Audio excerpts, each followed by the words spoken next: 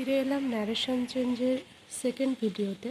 যে ভিডিওতে আজকে আমি দেখাবো ডিফারেন্স বিটুইন ন্যারেশন। যে দুটো ন্যারেশন আছে তার ডিফারেন্সটা কী, পার্থক্যটা কী।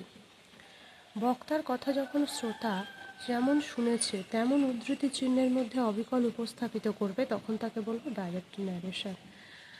আর ইনডাইরেক্ট ন্যারেশন কাকে বলবো? বক্তার কথা শুনে কেউ তার ভাষায় তৃতীয় ব্যক্তির কাছে সংবাদের আকারে পরিবেশন করলে তাকে বলবো ইনডাইরেক্ট ন্যারেশন। ডাইরেক্ট স্পিচে রিপোর্টিং ভার্ব এরপর অবশ্যই একটা কমা থাকবে, কিন্তু ইনডাইরেক্ট স্পিচে থাকে না। ডাইরেক্ট স্পিচে রিপোর্টিং ভার্বের পর সরাসরি রিপোর্টের স্পিচ বসে, কিন্তু ইনডাইরেক্ট স্পিচে বক্তব্যটি কোনো না কোনো ওয়ার্ড দিয়ে যুক্ত হয়, যেমন দ্যাট, ইফ, এটসেট্রা আরও আছে। নিয়মটা বলে দিলে বুঝতে পারবে, তখন প্রত্যেকটা যখন নিয়ম অনুযায়ী করাবো বুঝতে পারবে তার লিঙ্কার কী কী ব্যবহার করা হয়। থার্ড যেটা আছে, রিপোর্টেড স্পিচ কী করে, ইনভার্টেড কমার মধ্যে থাকে, কিন্তু ইনডাইরেক্ট স্পিচে কোনো ইনভার্টেড কমা থাকবে না।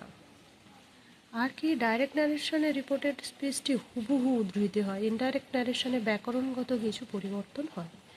ডাইরেক্ট ন্যারেশনে রিপোর্টেড স্পিচের প্রথম অক্ষরটি সব সময় ক্যাপিটাল লেটার হয়, কিন্তু ইনডাইরেক্ট ন্যারেশনে রিপোর্টেড স্পিচটি মূল বাক্যের সাথে একীভূত হয়ে যায়। সুতরাং এখানে কোনো ইনভার্টেড কমার কোনো দরকার হচ্ছে না, তাই এখানে কোনো ক্যাপিটাল লেটারের কোনো সংস্রবই উঠছে না। এর ছিল ডিফারেন্স। এবার আমি সরাসরি চলে যাব নেক্সট ক্লাস থেকে চেঞ্জ কী করে করতে হয়, খুব সুন্দর করে বুঝিয়ে দেবো। তোমরা যদি পরপর ভিডিওটাকে ফলো করো তাহলে নিশ্চয়ই আশা করি শিখে যাবে। খুব সহজ, ন্যারেশন চেঞ্জ খুব সহজ। আজ এই পর্যন্ত। কারোর বুঝতে অসুবিধা হলে কমেন্ট করো।